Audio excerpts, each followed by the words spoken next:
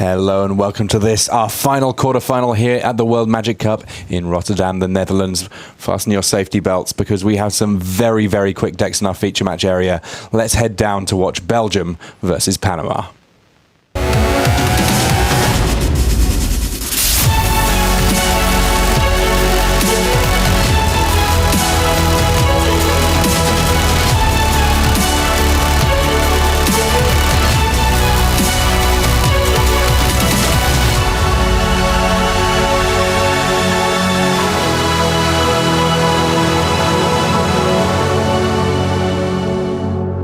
Hello and welcome to this, our final quarterfinal here at the World Magic Cup. I'm Tim Willoughby, joined by Simon Gertsen, and you can see our players just about ready to get started. Let's meet our two teams.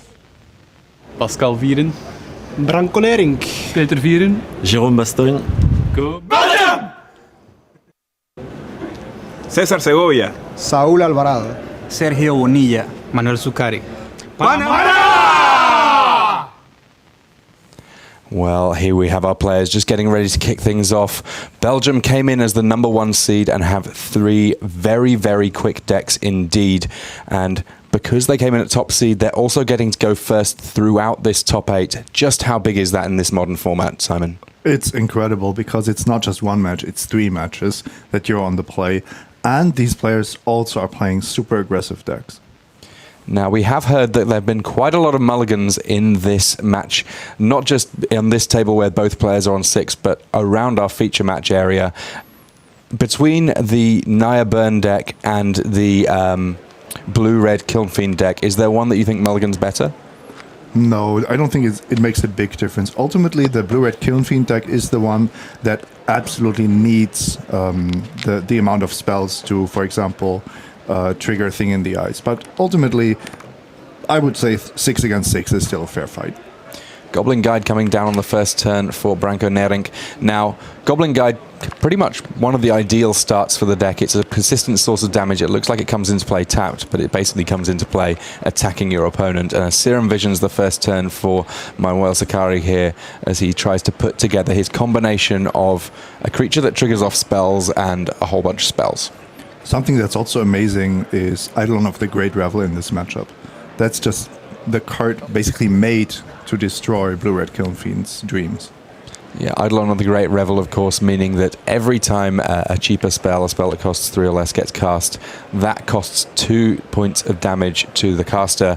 And I believe that it's an option for Branko fairly soon, but for now he's holding back on lands a little bit, instead using 2 Goblin Guides, sees more Gitaxian Probes on the top of Zuccari's deck, and casting Gitaxian Probe for Phyrexian mana in this matchup a little bit scarier than it is in some other matchups. Oh yeah, the 2 probes certainly don't help Zuccari, who kind of needs a Thing in the Eyes and he needs to flip it really, really quickly. Nering, by the way, decided that Goblin Guide and Wild Narcoddle are just more potent than the Eidolon of the Great Revel, at least on turn 2. Yeah, already 7 points of power on the table, and Zuccari on 14 life. He's going to have to put something together fast. Kilnfiend coming down, though, will give Branko Nering a little bit of pause, because that Kilnfiend does not need too much help to be able to simply deal the full 20, or in this case 14, in one swing. Yeah, something that's actually quite interesting here is the fact that you can bring your opponent down to a relatively low life total, and they will just be unable to cast those Phyrexian mana spells. 3 Gitaxian Probes and a Mutagenic Growth and a Sleight of Hand in hand. 5 spells, all of which could be cast in principle for Manuel Zuccari next turn with that Kilnfiend. In practice, I don't believe he's going to have 8 life to spare by the time it comes around to his turn here. Branko Nering figuring out exactly how he wants to play this turn out. Yeah, I like an attack with everything, with the plan to cast Atarka's Command. So he sees Serum Visions, casts Atarka's Command. That's 7 plus 3 plus 3 is 13. Zuccari will go down to 1. And Zuccari in a bit of a tricky spot here. Couldn't really afford to be worrying about blocking with the Kilnfiend, because there's no way that he's winning without the Kilnfiend being able to attack. Draws the Serum Visions that he saw from that Goblin Guide. All of that Phyrexian mana well, he doesn't have any Phyrexian mana available to him because he only has 1 point of life. In order to play anything with Phyrexian mana, 2 points of life required per Phyrexian mana. So instead we're going to see, first off, a sleight of hand here, triggering the Kiln Fiend. He sees Apostle's Blessing and a Monastery Swift Spear there. Apostle's Blessing actually uncastable for him at this point. Yes, and you can see how close this matchup can be. If Sakari had a land and a Temur Battle Rage, he could attack for 14. But imagine how different this matchup would have been if it had been Sakari on the play here. Yes. Of course, Team Belgium earning the right to be playing first by finishing top of the Swiss in our tournament and really making the most of it here. Branko Nering just getting a huge leg up in the early turns of this game. Sakari on just the 1 life, not able to achieve a whole lot here, and picks them up very, very quickly. I feel like we barely got started and Belgium already picking up a game. Plenty more Magic to go though, as we have more matches that we will be able to jump across to after these messages. If you fetch like one time, it would just like Check out Kaladesh Draft Leagues on Magic Online. Build a deck at your own pace and play at your convenience. Draft anytime, play anytime. For more information, visit mtgo.com. Ready to take your game to the next level and start on the path to the Pro Tour? Rise to the challenge and test your skills at a local preliminary Pro Tour qualifier. To find an event near you, visit magic.wizards.com/pptq.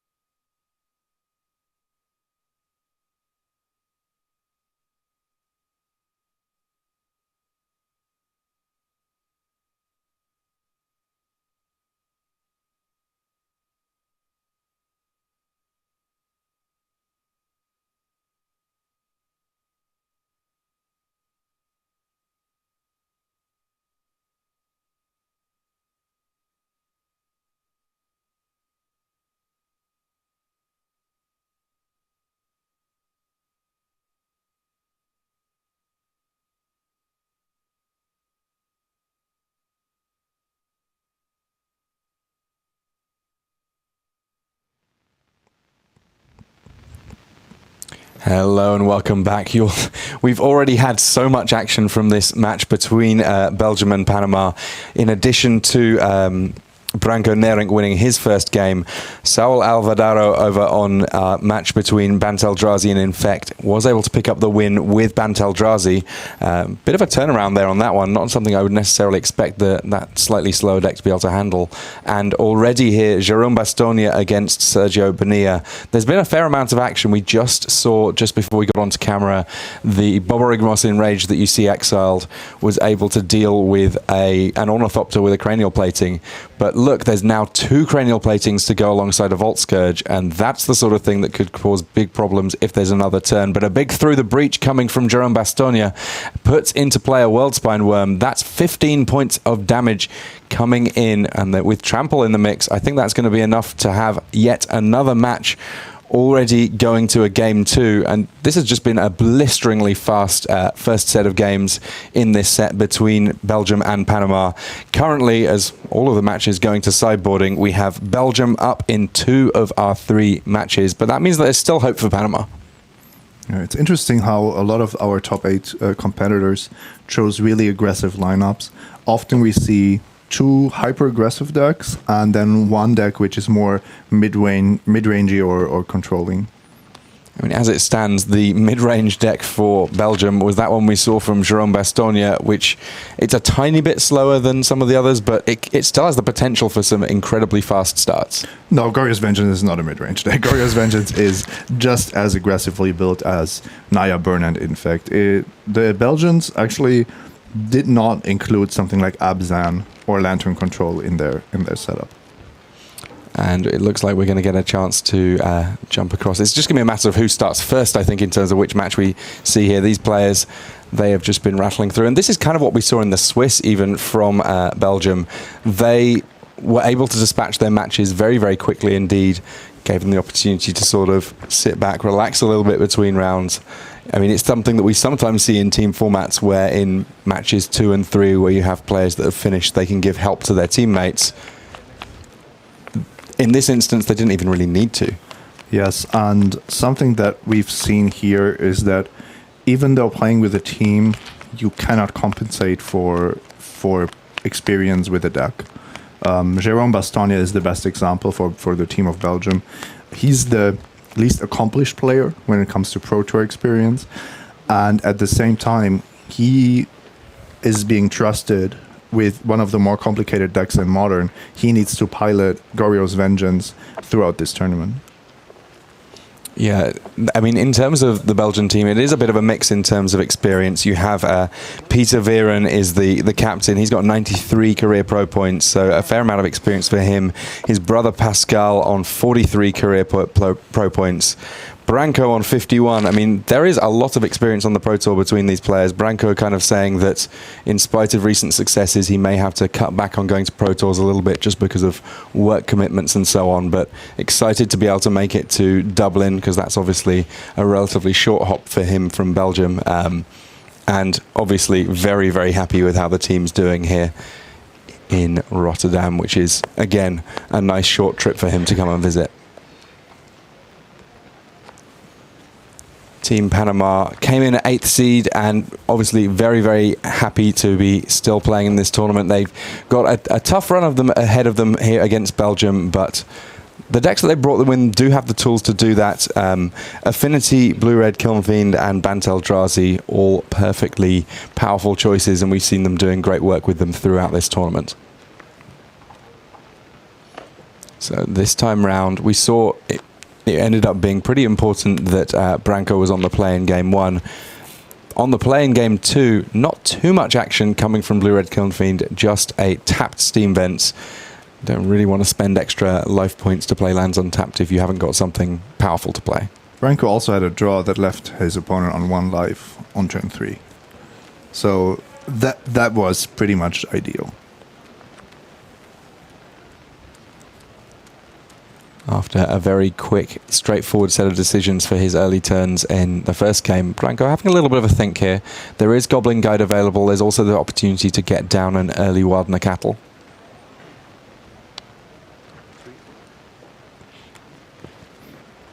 The early turns are often the most complex for this Naya burn deck because you have to plan out how you want to deploy your creatures.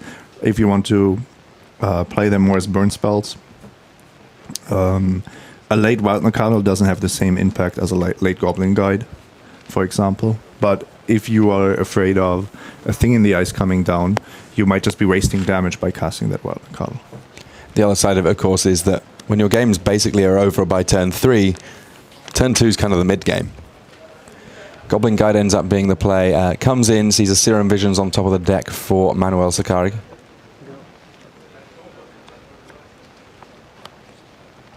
And there is a turn 2 play here in Thing of the Ice from Sakari. The Thing in the Ice, with 4 toughness, it does have the potential to get involved in blocks, though obviously that can get risky with burn spells. Yeah, there are mutagenic growths in the Blue-Red Kiln Fiend deck. Manuel is not holding one, it seems. So a little bit of a decision here as to whether or not to simply take the damage. It looks like that is going to be the option that Sakari takes. That will completely depend on your hand, though. Sometimes you're happy to trade a card and, yeah, 5 damage for your Thing in the Ice, for your 2-drop.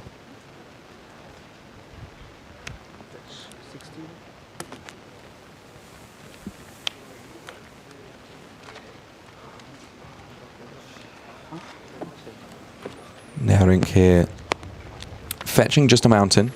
That means that if he does play Wildner Cattle, it's only going to be a 2-2 for now. Suspends a Rift Bolt and brings down the 2-2 cat.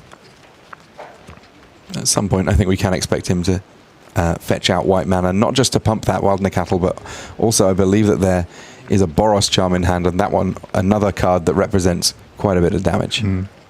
Branko really didn't want to go down to 14, though, because a 7/8 double striker is just such a scary thing that the Blue-Red Kiln Fiend is capable of. So Manamorphose costs 2 mana, but immediately nets you a card and 2 mana back, so it's sort of free, and it does get a counter off that thing in the ice. We'll see what comes next from Sakari, because I'm sure that he is anticipating playing some more spells here. Sleight of Hand takes it down to 2 counters on the thing in the ice and gets an additional card. Looks like a Dispel getting picked up there from the Sleight of Hand. That one of the options, of course, available to Blue-Red Kiln Fiend. It can play a little bit more of a controlling role if it needs to. Yeah, and if possible, Manuel wants to flip that thing in the ice this turn. Still has mana floating from Manamorphose.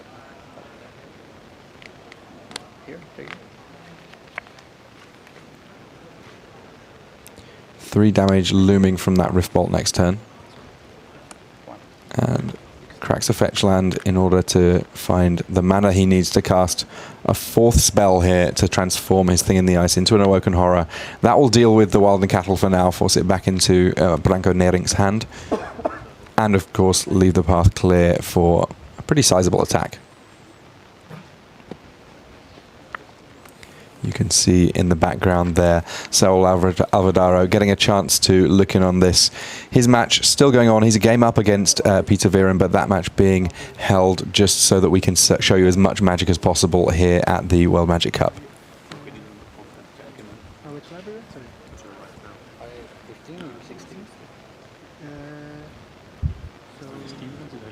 You can see how important it is to manage your own life total.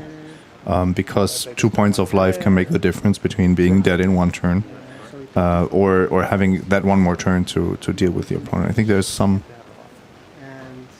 questions about the life totals, in fact. Both of these decks are prone to damage themselves with their mana bases. So Serum Vision's the final card to transform Awoken Horror there. And that means Wilden Cattle going into hand. Island gets drawn off the Visions, and a Scry 2. Scry 2, not quite as good as drawing a card, but it definitely gives you a fair amount of selection in terms of what's going to be happening for future turns. Both cards going to the bottom there for Manuel Sakari. Branko Nerink taking that hit for 7. Probably thankful that it's not more, if we're perfectly honest. Yes, but he can't be optimistic that he will survive the next attack step. So Rift Bolt coming off suspend now. 3 points of damage. I guess that Branko needs to at least consider whether or not he can point enough burn at that Awoken Horror to be able to kill it off.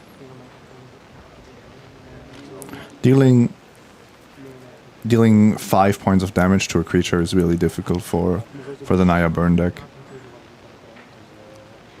Oh, but maybe it's possible. 2 bolts, maybe.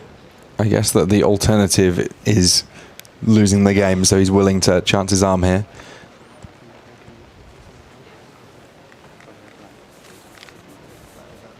Path to Exile was the draw, so there is going to be a way of dealing with the Awoken Horror. I mean, this, of course, the punishment for spending the burn on Awoken Horror. If he's not going to finish it off with burn, then effectively that's damage lost. He could still finish it off with burn, if you're asking me, because that Searing Blade is a card he wants to cast anyway while he has landfall. And okay, you're using up your Lightning Bolt as well. However, that Path to Exile will still be in your hand if you want. Well, Manuel Sakari, he'd put 2 cards on the bottom of his deck just prior to this Path to Exile being cast. He is now going to be shuffling as he searches up a basic land. Plenty of basic lands in this Blue-Red Kiln Fiend deck. It's not likely to be one that's hurt too badly by the likes of Blood Moon, say. And Wilden the Cattle coming back down. 1 mana left up, and that we know could spell a Lightning Bolt for whatever the next creature is that gets played by Manuel Sakari. Yeah, although it's really difficult to kill a creature with Lightning Bolt in this matchup if the Blue-Red Kiln Fiend deck has mana available. Yeah, lots of prowess triggers potentially, or indeed simply creatures with 4 toughness between the likes of Thing in the Ice and potentially Bedlam Reveler as well. Branko also went to 6 because he had to fetch that Sacred Foundry. Well, another Thing in the Ice comes down. And a Vapor Snag's in hand for Manuel Sakari. We may see that soon enough. Monastery Swift Spear, the next play. Bounce your Wild Nakatl. You take one. Prowess trigger from the Monastery Swift Spear.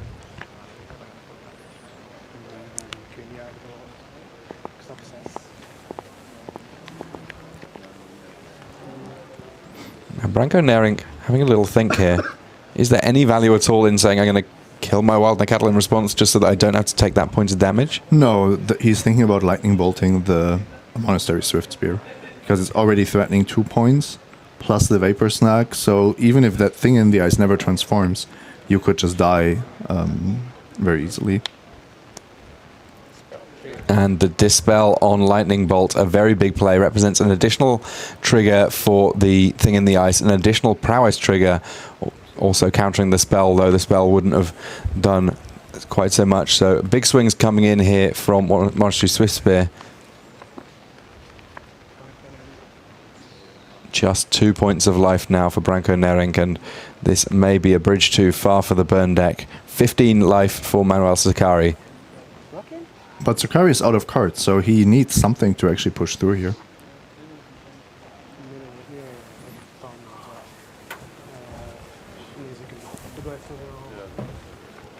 If he draws a Serum Visions, then of course it's great. If he draws 2 lands in a row, the burn deck might just take you out. All right, big draws here. Sakari keeping his cards kind of close to his chest.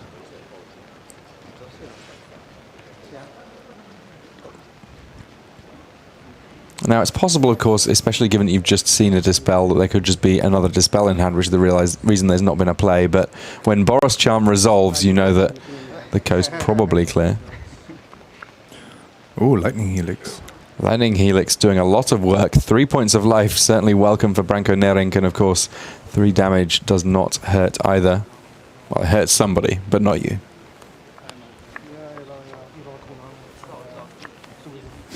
Branko has kept that Scalding Tarn around, so that Searing Blaze will have the full effect. I kind of like going after creatures here. If you could get rid of that thing in the eyes, I think you're doing all right. And I believe Manuel is holding a Mutagenic Growth, which will cost him 2 life either way. There's just no green mana available. However, that could put the thing in the ice to 6 toughness. So thing in the ice does block. 6 toughness, of course, not enough to survive a Searing Blaze. There goes that Scalding Tarn. In this case, it seems a fairly safe bet that there's going to be a mountain picked up. Can't afford to be paying too much life there. So Manuel will try to win the game next turn with the Mutagenic Growth that he's holding, and Branko needs to figure out what he wants to do with that Lightning Helix. I'm actually a little bit surprised that he didn't go for the Helix this turn. Ah, okay, there it is. Simply going to the face with that Lightning Helix by the looks of things. I think he's targeting the Swift Spear. Ah, okay, and there is the Mutagenic Growth. So now it's a big knock on top of the deck here for Manuel Sakari. And there's another copy of Mutagenic Growth. He's got enough life to be able to cast it. 4 Phyrexian mana, 1 from the Prowess trigger, 2 from the Mutagenic Growth, 4 points of damage. And you see a little fist bump there to his teammate Saul Alvarado. He's able to square up the match against Branko Nering. That one will be going to a game 3, and we will be going to another one of our various games available in the feature match area. We're going to get a chance to see a little bit more of our matches. The one match we've not had a chance to see any of yet is Peter Viren against Saul Alvarado. Bant Eldrazi for Alvarado picked up game 1. And Alvarado will be able to see if he can put it together, get the match win against Peter Viren.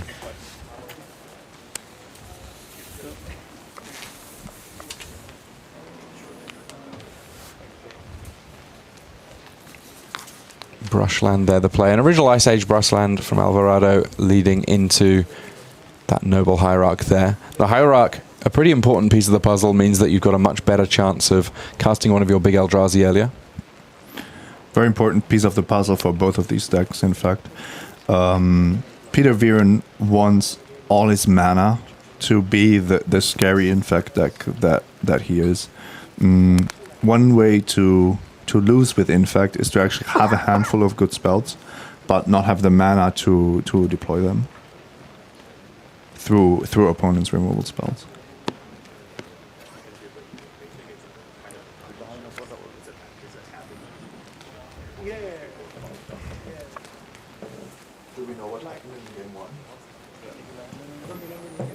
So it looks like there's a good mix of land and spells available to Peter Viren here. He's got a Pendelhaven, Blighted Agent, Vines of Vastwood ×2, Mutagenic Growth. All of the pieces are there for this to be a quick infect kill. It's just going to be a matter of what he needs to play around from the Bant Eldrazi side of things. The big question for me is if you want to risk a turn 2 Blighted Agent, because Bant Eldrazi could just path through exile and you would lose. No, you wouldn't lose the game, but you would lose your only threat in that hand. If you wait one turn, you have those Vines of Vastwood to protect your way to victory. Yeah, Vines of Vastwood, even if you're not paying the kicker, will make your creature immune to spells from your opponents. Looks like Peter choosing to be a little bit more cautious, plays the Pendelhaven and passes. Yavimaya Coast, the play from Alvarado here. I really like this decision. I think it's the right play, and it incentivizes the Bant Eldrazi player to deploy something on the battlefield, which means that they will only have their turn to interact with the threat you're putting into play. So that's ultimately a strategy to limit the opponent's mana. It's very indirect, but you will see how the Bant Eldrazi deck suddenly needs 2 spells, 2 interactive things in the same turn to keep up with what the Bant Eldrazi deck is doing. Now, speaking of interactive cards, Eldrazi Displacer traditionally against Infect, very, very good indeed, able to tap down the Eldrazi, the Infect creature that is being targeted by pump spells, but these days there are a lot of ways of making your Infect creatures be either hexproof or simply untargetable by your opponent's effects. Yes, and this is actually why Eldrazi Displacer got worse in this matchup, now that Blossoming Defense is so popular. Peter Viren is one of the few Infect players this weekend with the full 4 copies of Blossoming Defense. Ancient Stirrings keeping Alvarado in action here. And we can see that he does have Dismember available to him, though right now he only has enough mana to be able to do one of Eldrazi Displacer and Dismember. Yes, but if you try to displace the Blighted Agent before combat, you might be losing the game on the spot. So what you usually want to do is you take the damage, and then you try to interact with the Infect creature at the end of the turn.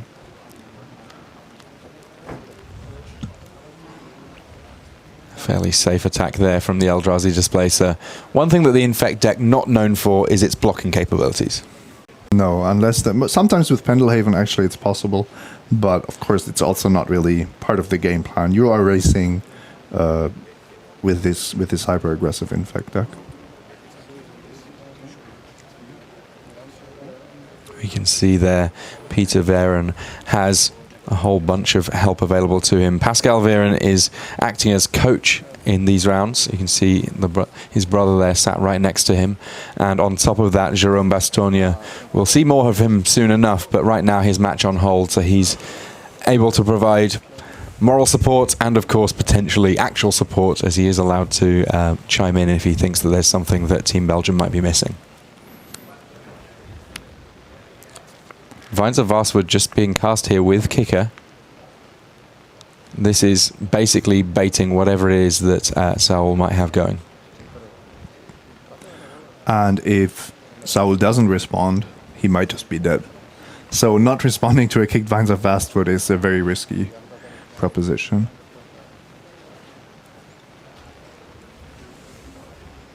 Now, worth noting, of course, that the Dismember in hand for Alvarado, the life that you're paying for it, really not a big deal in this matchup. Life totals rarely become relevant for the person who's being attacked by Infect creatures. Yeah, sometimes there are stories of Noble Hierarch taking it down for Infect, but that is not how these things usually work.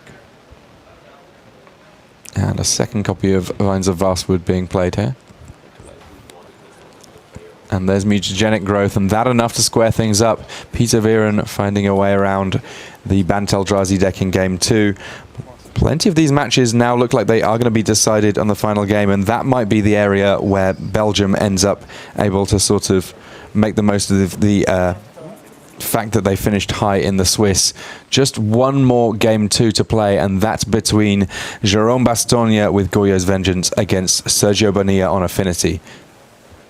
We've already seen that Bastogne's deck has some very explosive potential. It was a gigantic Worldspine Worm that closed things out in game 1. How much do things change after sideboarding in this particular matchup?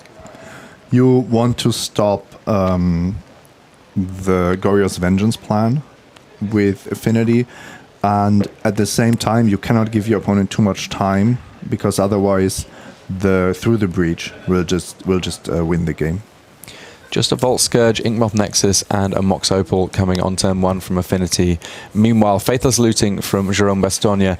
I can imagine how in the Swiss of this tournament there may well have been opponents who see a turn 1 Faithless Looting and misassign what it is they're actually playing against. Obviously, if Griselbrand's being discarded, they probably figure it out. But if it's just a couple of lands, then you may still think that you're playing against Dredge, and I can imagine that. I mean, there's some nasty surprises from Goyo's Vengeance. Jérôme actually plays is capable of playing quite the controlling game against Affinity after sideboarding, with 2 Anger of the Gods, a Pyroclasm, 2 Shatter Storms, even some Sudden Shocks and an Engineered Explosives. Don't know if you'll see all of these cards, I suppose not.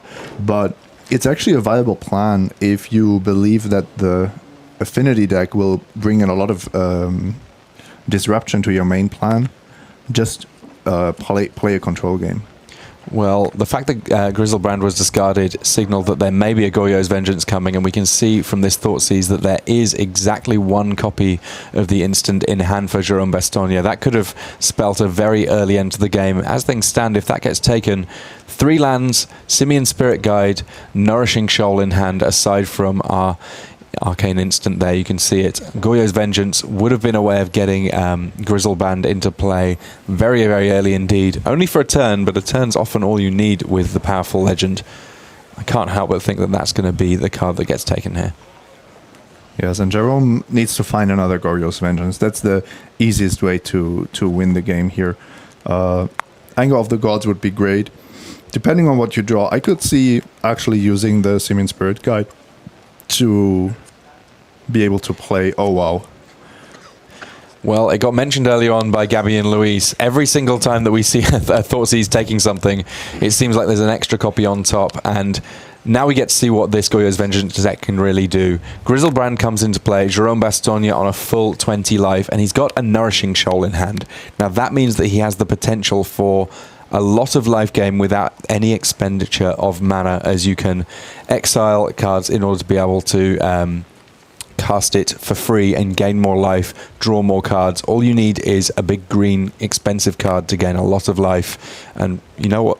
Worldspine Worm costs an awful lot of mana.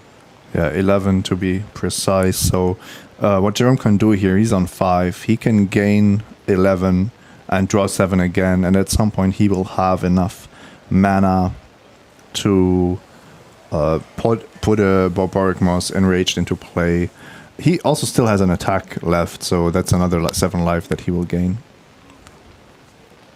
We've already seen 14 additional cards drawn this turn. There's going to be another 7, I would imagine, very shortly here. Griselbrand just churning through the Belgians' deck.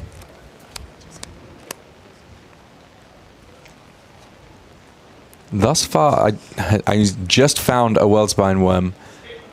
That means that this engine gets to keep on trucking. And it's also worth noting that Nourishing Shoal is an arcane spell, so if you're looking to do things with Through the Breach or similar, you can splice onto it. Yeah, even saving a point of mana. So plenty of additional life here, that meaning that even more cards get drawn. I feel a little sorry for our hand spotter. There's way too many cards in hand for them to be able to keep up with for now, but we will keep you in action in terms of literally what is being played by Jerome Bastogne here in the big turn for him. Bastogne has played this deck for over a year. I made a deck tag with him, and he really knows what he's doing with this deck. One of the modern masters that made it to the World Magic Cup thanks to modern format World Magic Cup qualifiers. So we can see some Desperate Rituals in hand for him there. Those are potentially castable with Simian Spirit Guide, meaning that even though this is turn 2 and he's already played 2 lands, it does not mean to say that there's not going to be many more spells cast for Bastogne, who pays another set of life, going down to 2 to draw a further 7 cards. Lots more copies of Nourishing Shoal. Are there more green cards to gain him yet more life? Has he got the necessary mana that he needs to keep on going with this?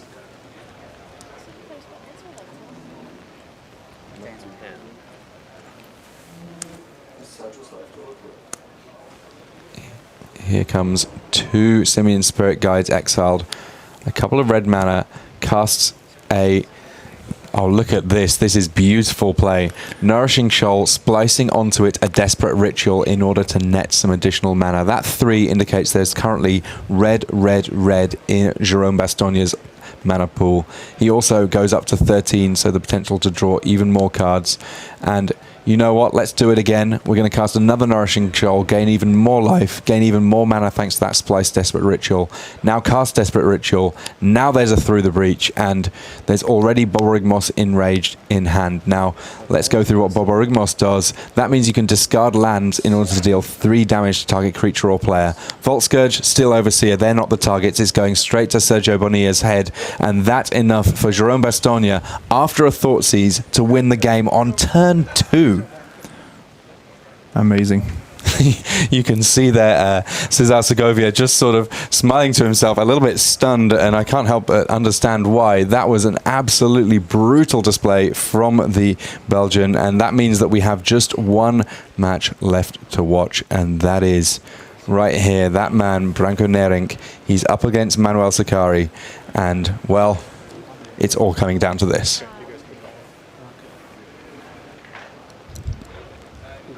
Arid Mesa to kick things off for Team Belgium here. And I say Team Belgium because at this point, every member of the team is going to be watching on.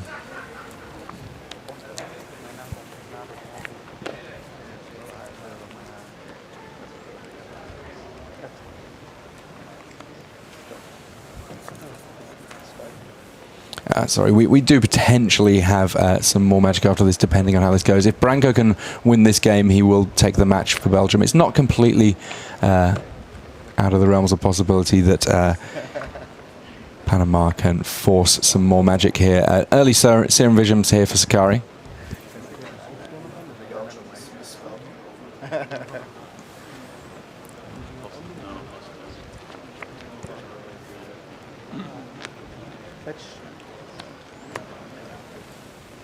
An uncharacteristically slow start for Branko Nerink in this particular game. No Goblin Guide on turn 1. Does not mean to say that this is going to be a slow game, though. These burn decks, they can present a lot of damage very quickly. If you could guarantee that you always had a turn 1 Goblin Guide, Naya Burn would be the best deck in Modern. It's that simple. As things stand, though, it looks like there is going to be a good turn 2 play for Branko Nerink here. If we look at his hand, 2 copies of Eidolon of the Great Revel, and that a card that you, Simon, pointed out is pretty much ideal in this exact matchup. Yeah, the only matchup where it might be better against is Storm, which we don't really see anymore. But this is basically a creature-based Storm deck. I honestly don't know how Kiln Fiend wants to raise the Eidolon unless they immediately remove it. Yeah, there certainly are options for removing the Eidolon of the Great Revel. They're all going to cost a few points of life from Manuel Sakari if he wants to cast them, though. Lightning Bolts, they work. A couple of other removal spells potentially from the Blue-Red Kiln Fiend deck, but any life that it's having to give up to remove creatures and spells it's having to give up to remove creatures are not the cards that are actually winning the game for them.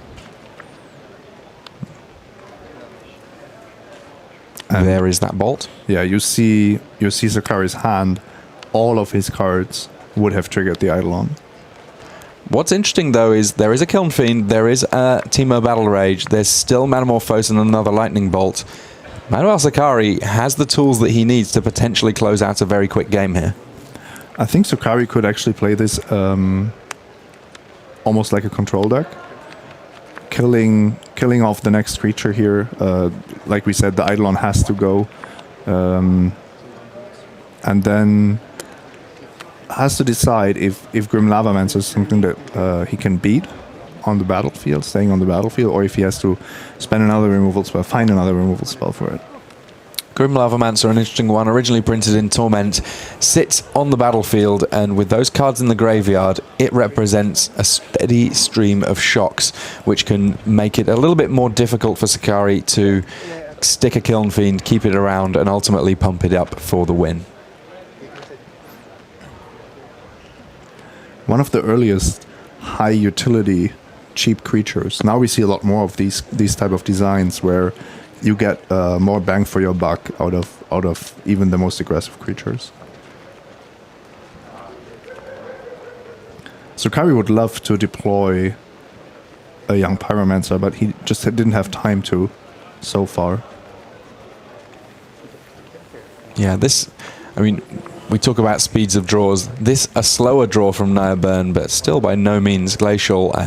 There's going to be more damage dealt to Sakari as he finds a way of dealing with this Eidolon of the Great Revel. Grim Lavamancer representing still more damage, and in Branko Nerink's hand, it's not as if he's not got more action going on. He is going to be able to deploy at some point one of these 3 burn spells in hand. I'm quite surprised that Sakari decided to fetch a tapped Steam Vents. I was expecting him to just fetch a mountain and lightning bolt the Eidolon at the end of turn, just to be more mana efficient.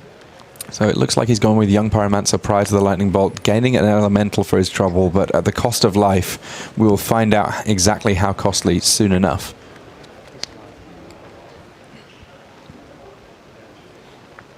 And almost completely full of burn here. Just the Sacred Foundry that was drawn by Branko Nerink in this turn to change that. Sacred Foundry not a bad draw though, because it will trigger Searing Blaze. So one potential play here is to Searing Blaze the Young Pyromancer that you don't want to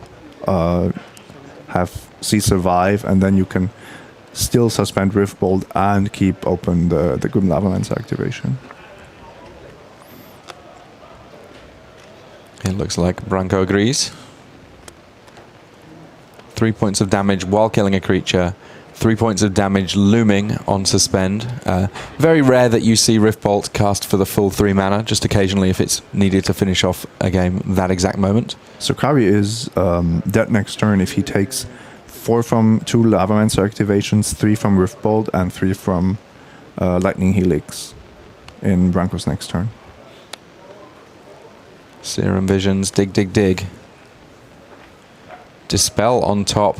Unfortunately for him, that may not be good enough unless he's got a way of drawing it right now. Yeah, another Serum Visions would do the trick. Manamorphose maybe, but that's really awkward. Keeping mana open with Manamorphose is not an easy thing to do. Both those cards having to get sent to the bottom here. Yeah, not fueling the aggressive game plan that Sakari has in mind. We saw him take additional damage to get that elemental token into play. Again, I find myself wondering how different this game would have gone had it been Panama on the play here. We'll never know. We never will, and it may well be that Branko Nerink able to square things up in just the next turn or so. Sakari plays a land, casts a Kiln Fiend. I don't think it's surprising that the more interactive deck in Naya Burn is favored here, because you will always have the choice what to do with your burn spells. With your pump spells and Teemo Battle Rages, there's only one path to victory. Yeah, I mean, this burn deck, I mean, you see some burn decks characterized by the likes of Lava Spike, the most direct, efficient damage to the head, but nowhere else.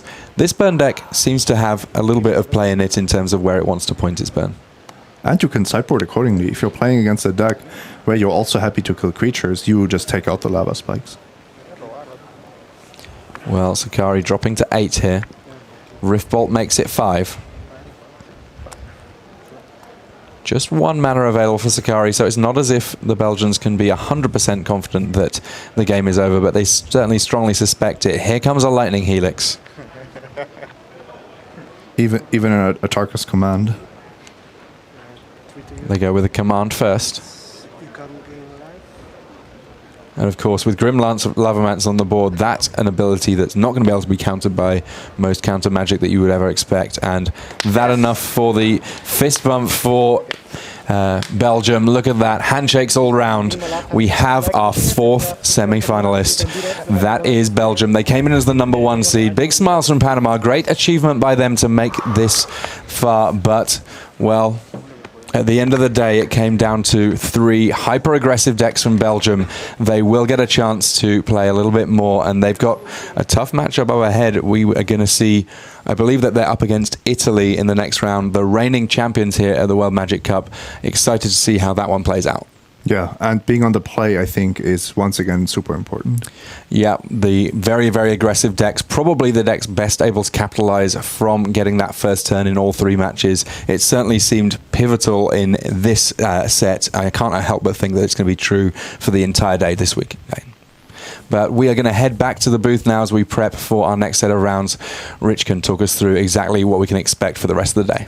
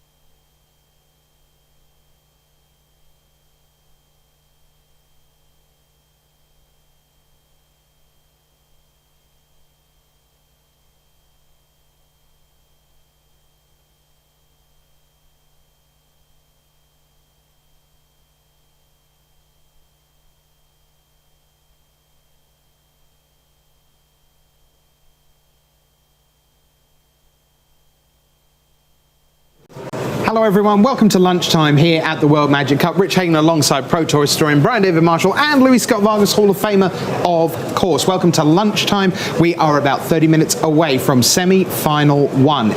You have just missed 4 terrific quarterfinals. You can rewatch them, of course, on Twitch, our official English language partner, but do stay with us because we've got a ton of great stuff coming your way over lunchtime. We'll review the quarterfinals, we'll bring you our coverage awards for 2016, and we will set up semi-final 1 for you. So let's take a look at the bracket if we can. And we began this morning with Australia against Italy. That was our first quarterfinal. The Australians led by David Mines, and BDM, the defending champions, Italy, here with Andrea Mengucci captaining them utterly brilliantly. What happened in their quarterfinal? Well, what happened is the deck that had not lost all weekend for them managed to lose somehow ad nauseum, but the other 2 players were able to take it down. Mattia Rizzi looking particularly polished with his Infect deck. So then we went into the bottom half of our bracket. So that meant Greece up against Ukraine. Luis, Bill Chronopoulos, the captain of Greece, unfinished business. He was a Dane blast, or a June blast as it was, away from winning in 2014. How did the Greeks do against Ukraine in their quarterfinal? The Greeks managed to advance in no small part thanks to, in fact, just racking up another really quick win. So, Italy through in the top half, Greece through in the bottom half. So now we needed opponents for the semi-finals. Next we went to Finland against Belarus in the bottom half of the bracket. There were some pretty awesome games here, but BDM, sometimes flavour trumps all. And what a card we had actually deciding this match. Yeah, absolutely. The Drowner of Hope ended all hopes of Finland advancing to the semifinals. It looked like it was going to stabilize, but in the end, it was Belarus who advances to face Greece in the semifinals. Yeah, so fantastic job by Belarus. They advanced. That left us one quarterfinal. It was at the top of the bracket. The number one seeds were Belgium. They'd been dominant on day one, the only team of the 73 without a day one loss. They then began day two with a bye. They monstered their way through day two. They were quickly into the top eight, one of the first teams to make it there. And Luis, how did they do in their quarterfinal? Thanks to Top Deck Goryo's Vengeance, they made it through with apparent ease, actually. The Belgians did a very fine showing with their very fast decks. Every time your opponent thought seizes you, they take your Goryo's Vengeance. The next one, you just kind of look at them, you just shrug your shoulders and cast Goryo's Vengeance. That's got to feel great. It's been the theme of this tournament through Sunday, right? Every time someone discards a spell, that means that's on top of your deck. Yes, that happened 3 times in our first 2 quarterfinals. Yeah, just astonishing. And now, Luis, if you're at the pinnacle of the game, is Modern wonderful because you can be thought seized on turn 1 and can then win on turn 2 with Goryo's Vengeance? Or is that something that at the top of the game you think, I wish I was a bit less vulnerable to that kind of amazing swing? Modern does lend itself to some very fast games, which I certainly understand, like the frustration of being on the other side of that. Mm-hmm. You know, you're sitting there, you're Panama, you thought seized your opponent, and you still died on turn 2. You walk away from that not feeling great. But it also leads to some really exciting games, some really awesome moments, and I don't know, Modern's a mix of very different types of games. Yeah, and we're going to see a ton of great games this afternoon. Coming your way, semi-final 1 is going to be Greece against Belarus, with Bill Chronopoulos trying to get back to the final and right the wrong of 2014. And then BDM, our second semi-final. I mean, it really is a mouth-watering clash. We couldn't have drawn it up better. 2 of the premier teams in the tournament, Belgium against defending champions Italy. Yeah, absolutely. Tons of Pro Tour experience on both of these teams. Italy's team, with a Platinum Pro, a Gold Pro, a Pro Tour top 8 competitor, and someone who apparently just doesn't lose with ad nauseum unless it's on Sunday. And Belgium, a pair of brothers with tons of Pro Tour experience and, a couple of rising stars. Every team has their secret weapon in Modern, and Jerome has been that weapon for Belgium. Yeah, so Jerome Bastoni will be back in action in our second semi-final, but that's coming up in a little bit. Right now, though, it's time to turn our attention away from Rotterdam just for a little while we work through the 2015-2016 season, and we are going to give you our 2016 Coverage Awards.